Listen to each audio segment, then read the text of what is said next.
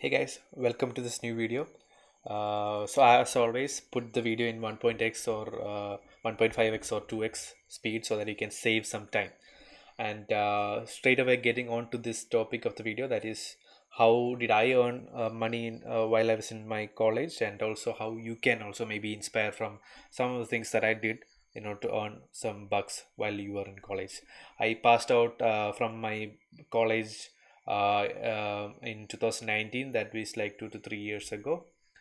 And throughout my engineering degree, right, 4 years of engineering, I used to earn enough so that I can kind of manage my own little expenses. Now I'm not talking about the tuition fee or anything like that, but when I was going uh, for some trips or travels or fun stuffs, etc., I was able to spend from my own pockets, rather than to always rely on my parents to send me money, right? um, and I'll just I have just pointed about 8 to 9 things that I did in order to earn some bucks while I was in college. So here it goes. Number one, it was freelancing. The first thing that I did was a freelancing gig. It was a freelancing writing gig. It was I just entered college, and at that time itself, one of my cousin's friend wanted some blog writer who knows SEO. Luckily, even before getting into college, I was kind of somehow was interested in something called SEO, and I had been writing my own blogs, which I always try to optimize for SEO. So that skill that I learned like a couple of months ago before joining college came into practical use when I was trying to get some kind of revenue coming in, right? So freelancing is the first thing that I did, and for that I did SEO writing. So if you're also in college, this is something that you can easily enter, right? If you know basic English and if you like writing, you can learn SEO, and there are a lot of opportunities, and it doesn't require that much creativity too, right? SEO optimized blogs doesn't need that much creativity. You just need to spend a little bit of your time, right? What I used to do was, after my college, after 5 p.m. I used to go to a lab which was provided by the college, and I used to sit there, and I used their internet facility, and you spend about half an hour to 1 hour every day writing some articles, right? And I earned about 2000 rupees, 2500 rupees every month. But it wasn't for a long term. I think did it for about 2 to 3 months. After that, something happened and I couldn't continue. And the second one also, I this was also the time when I joined my college. I was still earning like $0.5 or $0.3 per day via Google AdSense. Google has this program called AdSense, in which if you have a website which has decent amount of traffic, you can put ads inside that via Google's network called AdWords, and Google will pay you per thousand people that are visiting that particular site, right?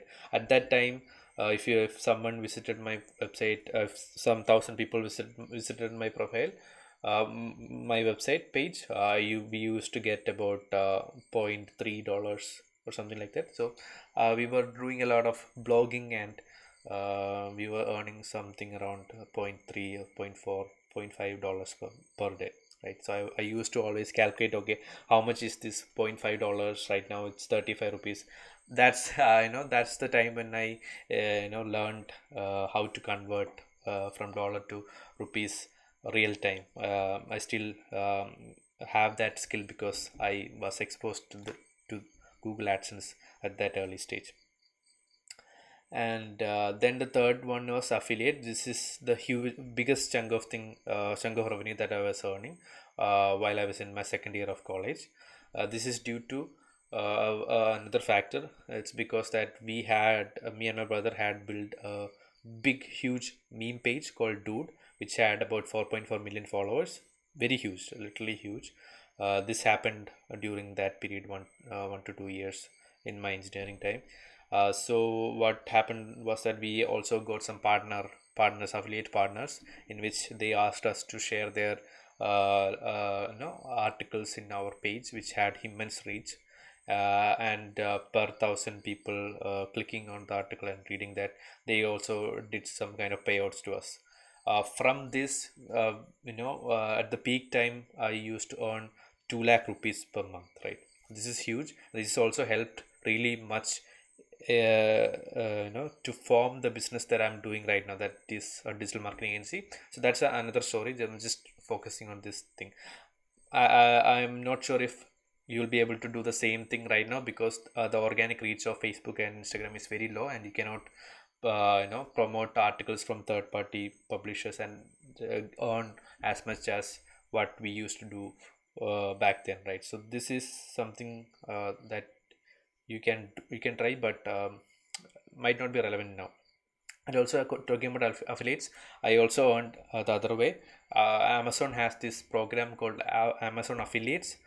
You can just sign up for that, and basically you will get affiliate links to almost all the products that are listed in Amazon, right? And basically what happens is that you can put it on your website or wherever you have attention, and you can recommend maybe under your YouTube descriptions or your LinkedIn post, anything. And if people click on that and buy from that link, you will get 5, 10 to 3% of the entire price of the product, right? I've also tried that, and I have earned kind of pretty decent from that. Fourth one is, we cannot avoid this one for sure. When I started earning this much little amount from here and there, the first thing that I was trying to learn was, how can I use my money to grow money, right? So I read some articles from the internet, I did my research, and I downloaded you know stock exchange app called Zerodha.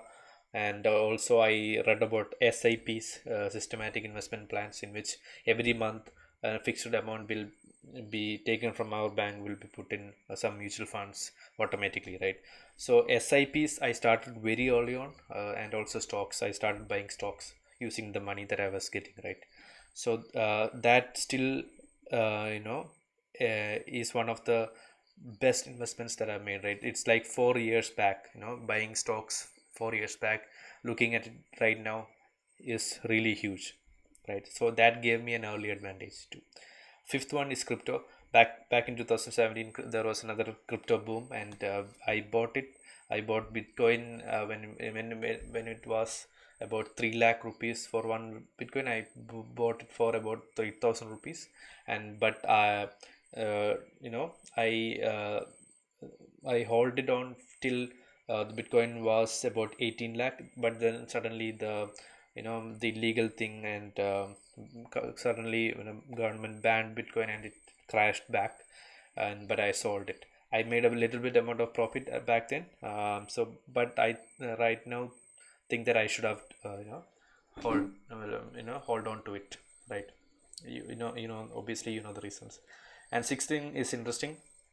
This is also a very interesting, that I think most of you people can try it out, is that during the fest that were happening in our college, what I did was, uh, you know um, I connected with some people who are selling t-shirts. Me and my team connected with them, and negotiated a price, and put a little bit of money on top of it and try to sell, right? So this didn't work as much as planned, but it also kind of gave some pocket money. All right, so this is something that you can try. And I also sold t-shirts outside college, via some t-shirt designing website. There was this t-shirt designing website called, I think, um, something called Make My T-shirt or Make My Dream or something like that. We can just design anything that we want, and through the page that we had, we sold about 40-50 t-shirts, right, at back then. So that was also something that you can also do. Right now there are a lot of print on demand t-shirt websites, in which you can just design it, and you can set up an e-commerce site, and you can promote it using paid ads or something like that, and you can definitely, without having any inventory on your own, you can start selling t-shirt. Seventh one was, this was also, I got a bit of really good amount of money via these things, because I studied how to create websites via using Wix, Wix.com, and also I knew WordPress. These two things I knew. So using this, I think I've made about 5 to 6 websites. One website was for meant for my church. One was for my cousin who was starting a business, and one was for e-commerce startup, and a couple of things like that. So in total, I developed about 5 to 6 websites, and for each website, I think I got paid about 10,000 rupees. So about 30 to 40 or 50,000 rupees I earned by building website. That was a really crucial skill that I learned for myself. Eighth thing, it is also very unique. It was that I was writing on Quora. I was very active on Quora, and I got this thing called Quora Partner Program, in which I can earn if I ask questions and people answer it, and a lot of people see that answer and stuff like that. I'll be able to earn money out of Quora. And what happened was that I was talking about this stuff on some Reddit channels, and some guy messaged me saying that, okay, I need to buy your Quora account, because partner program, for some reason Quora made it very difficult to get, and it also requires some prerequisites, like your answer needs to be viewed by at least 100k people, etc. So it was something of demand, and they offered me a price, and I thought that, okay, let's sell it, because I wasn't making much money via the partner program. And the ninth one was also really interesting, speaking gigs. After due to the reason that I had this big meme page and the business on the side, a lot of student clubs and fests started inviting me, and they wanted me to speak about my experience, share my experience. So I was always happy to do that. I had a huge amount of stage fear, but I kind of overcome it. And usually I used to get about 3,000 to 4,000 rupees per speaking gig. Right, some were free, but some were paid. Some were willing to pay, but I always kind of said yes to all the things. Still, I used to say yes to all the speaking gigs that I get, because I really like it. So I think that's it. These are the 9 things that I did while I was in college to earn some kind of side income, right? So you can try it out for yourself, and if you have any doubt, you can put it in the comments. And also, always subscribe, hit the like button, and stay tuned for more videos like this. Thank you.